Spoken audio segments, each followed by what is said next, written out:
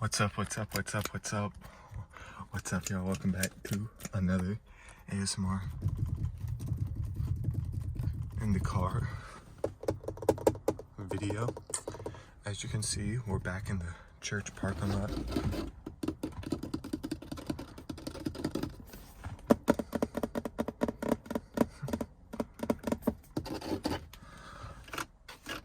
And we're back in the M3. So, you guys really enjoyed this car last time.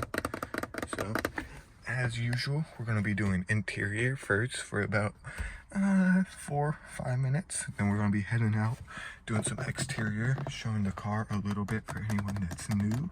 I'll give some details about the car throughout the video, such as the specs, the year, the body style, all that good stuff.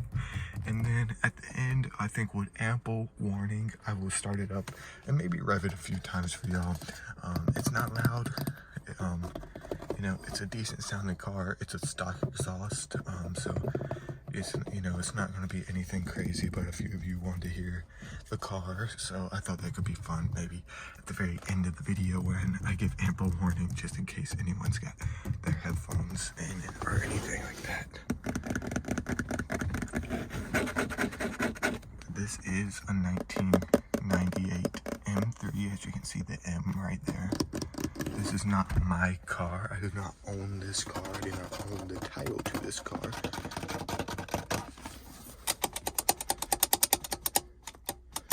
This is my father's car, which I am very grateful for him to let me borrow it.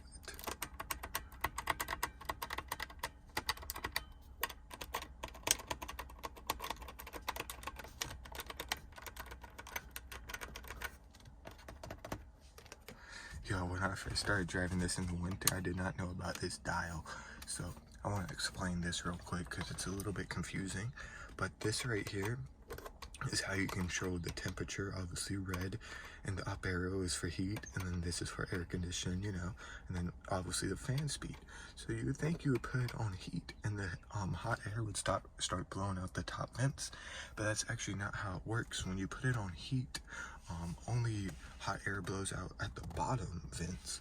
To get heat to blow out the top vents, you gotta push this dial all the way over to where it has the 3 red dots.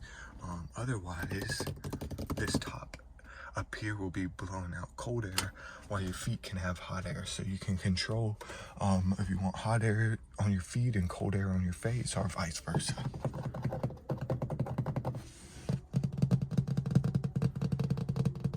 Which was a super fancy feature back in 1998, as you could imagine.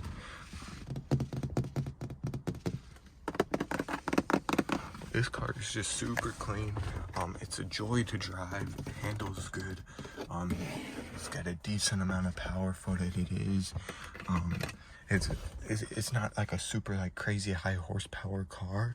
It's more just a nice delivery. The horsepower is delivered nicely, and it handles like, you know, a BMW would. If you've ever drove a BMW, you guys know that it's nice power delivery and very controlled and stable feeling when you're driving. You feel like you have control of the car the whole time. You know, down here we got the windows. You know, sport mode is the S, so you just slide this up and slide it back for manual mode. What else do we got here? This right here, this beefy button is ASC, which is BMW's traction control stuff, which I usually have it turned off just for a little bit more power, because this car is not powerful enough to really spin out unless the conditions are just terrible. Like, you know, we can go ahead and open up the, oops. Sorry about that dinging, y'all. I forgot I had the key in the ignition, but you know, you will not spin out in this car unless, you know, it's just snowy or super rainy. Like, even if it's cold and the concrete is cold, you will not spin that much. I spun maybe 1 or 2 times in this car before, And I don't think you would spin at all if you had the traction control off, but I enjoy driving it without. So here is the car from an exterior view. Let me throw it in normal so it doesn't look so weird. There we go. So that right there is the BMW M3. It's in a gray colorway. This car produces 240 horsepower stock, and that's for the United States version. The European version of the E36 M3 actually made more horsepower. I think it was north of 300. I think it was around 300 to 320. You know, any BMW fanboys out there can correct me on that. But I think it is north of 300, which was kind of unfair. My understanding of why that happened is because at the time in '98, the BMW market in the United States was much smaller than the European one. So they underestimated how many people would be interested in M3s in the United States. So they made them cheaper and with less power, which kind of sucks. I would have loved to have, you know, an extra 60 to 80 horsepower out of this car stock. That would have been amazing, but unfortunately that did not happen.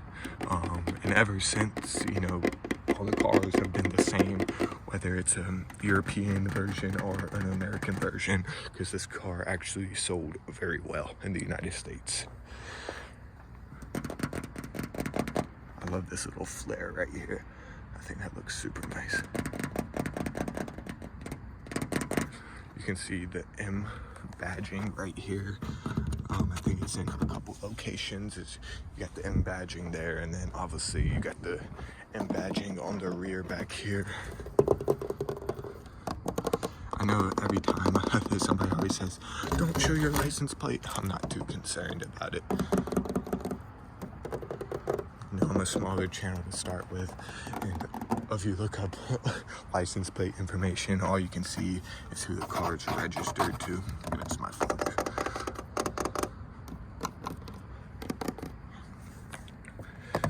Oh yeah, a dual exhaust system only on this side. I like dual exhaust systems when they're on both sides, but it's cool that it has a dual exhaust. I think it still looks very nice, much fancier than just a single exhaust, much cleaner look. This obviously has the soft top. I don't think I really need to explain that. But this car has about 120,000 miles on it, give or take. You know, it's like 120,160 to be completely exact, but you know, we don't need to be that precise here on the channel. I'll go ahead and pop the hood for you. It might be a little bit hot, but we should be able to tap on a few things like the coolant reservoir and stuff like that. I'll just show you around.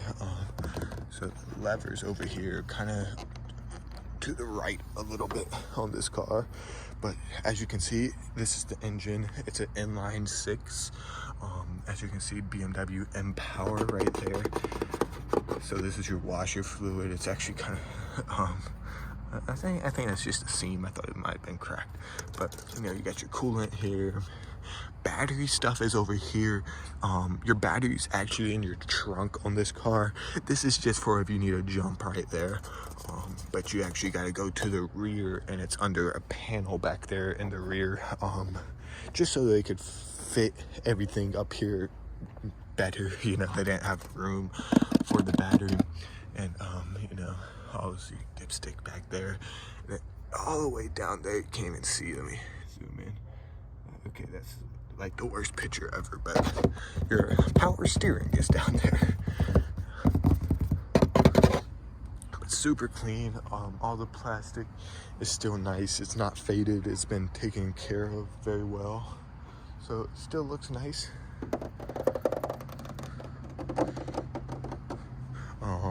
And I just think this is a sick car. 6-cylinder, like I said, inline six. BMW is very well known for their 6-cylinder engines. Very few BMWs come with a V8, even to this day. The M cars are usually twin turbo V6s. Just for the power to weight ratio, it's just very good. When BMW put a V8 in one of the M3s, what was it, like 2008, 2012 year? I know those got terrible, like rod bearing problems, I think, and the engines were not very good. But this car has been super reliable with this V6.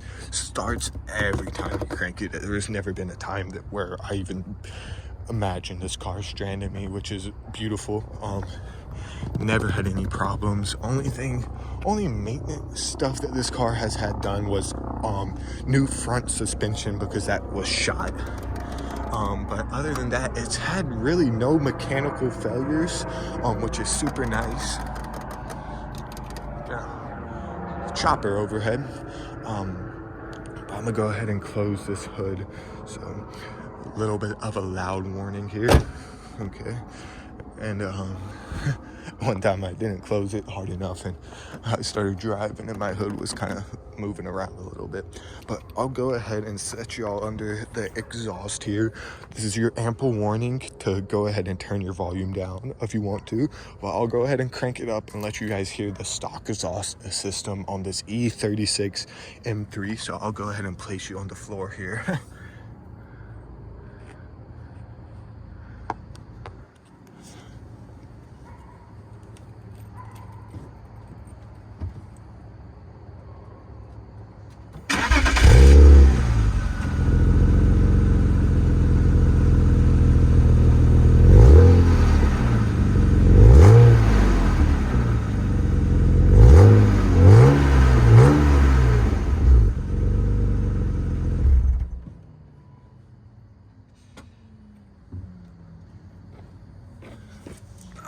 Okay, so there you go. As you can tell, it's nothing crazy. It's not loud at all.